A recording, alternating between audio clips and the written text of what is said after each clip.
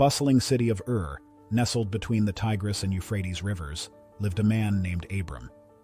Little did he know that a divine whisper would soon set him on a path to become the father of nations. Imagine leaving everything you've ever known, your home, your family, your entire way of life, all because of a promise from an unseen God. This is the leap of faith that Abram, later known as Abraham, took. From this one man's obedience would spring three of the world's major religions and countless generations. This is the story of Abraham, the father of all nations. Welcome back to Kingdom Treasures, treasured viewers. Today, we're diving into one of the most pivotal stories in the Bible, the life of Abraham. If you're new here, don't forget to subscribe and hit that notification bell. Let's set the stage. The year is around 2000 BCE. The world is a tapestry of diverse cultures, each with its own gods and customs. In the city of Ur, a man named Abram lives a comfortable life.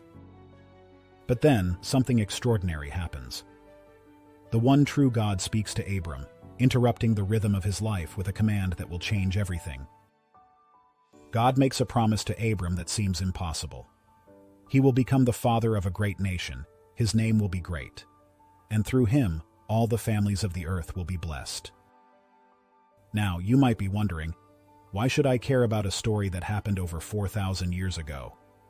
Well, Abraham's journey isn't just ancient history, it's a testament to the power of faith, obedience, and God's faithfulness. Imagine the scene. Abram, 75 years old, comfortable and established in his home in the ancient city of Ur, suddenly hears the unmistakable voice of God commanding him to make a drastic change.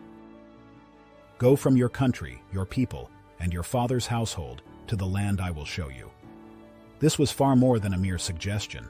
It was a profound, life-altering command.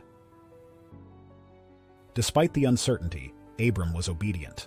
He gathered his family, including his devoted wife Sarai and his young nephew Lot.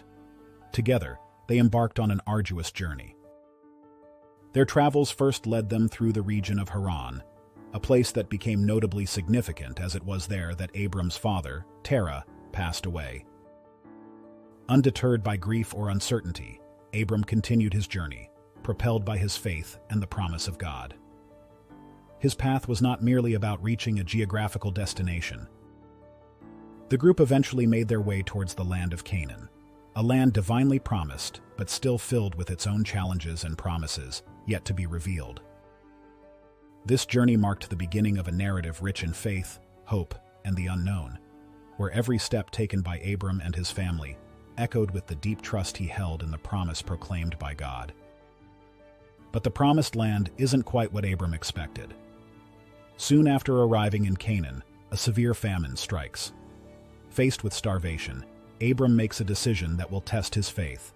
He goes to Egypt.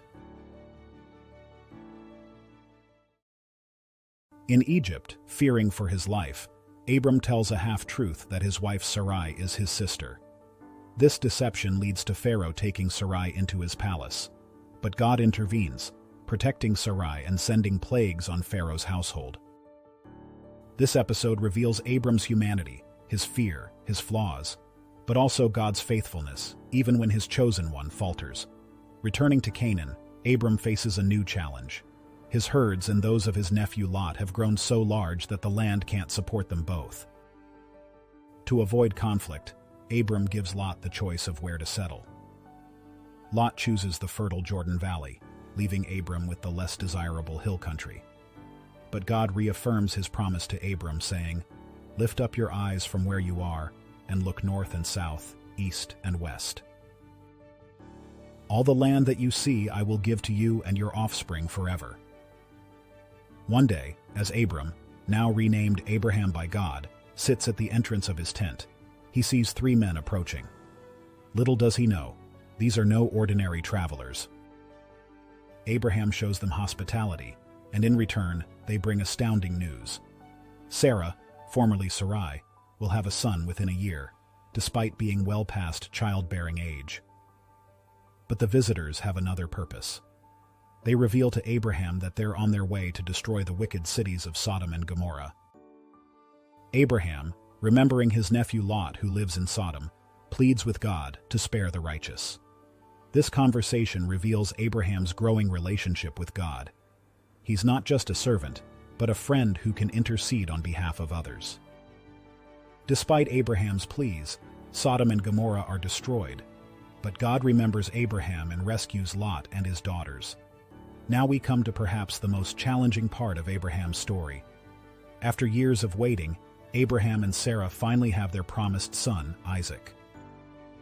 But then God asks the unthinkable. Take your son, your only son, whom you love, Isaac, and go to the region of Moriah. Sacrifice him there as a burnt offering on a mountain I will show you. Can you imagine the turmoil in Abraham's heart?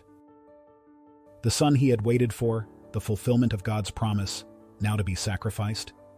Yet, Abraham obeys. As Abraham raises the knife, an angel of the Lord calls out, stopping him.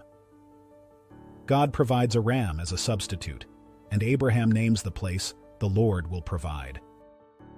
This supreme test of faith demonstrates Abraham's ultimate trust in God, even when faced with the most heart-wrenching command. Abraham's journey of faith has echoed through millennia. From him came the nation of Israel, and eventually, Jesus Christ. His unwavering trust in God became the model of faith for billions. But Abraham's story isn't just about the past. It's an invitation to each of us. What is God calling you to leave behind? What promise is He asking you to believe, even when it seems impossible? If you've been inspired by Abraham's story, don't keep it to yourself. Share this video with someone who needs encouragement in their faith journey. And if you haven't already, subscribe to Kingdom Treasures for more inspiring stories from the Bible. Next week, we'll be exploring another hero of faith. Here's a hint. He started as a shepherd and became a king. Any guesses? Leave your answers in the comments. Remember, Abraham didn't have the benefit of hindsight like we do. He stepped out in faith, not knowing where it would lead. Yet his obedience changed the course of history. So, what's your What comfort zone is God calling you to leave? Your journey of 1,000 miles, your journey of faith, begins with a single step.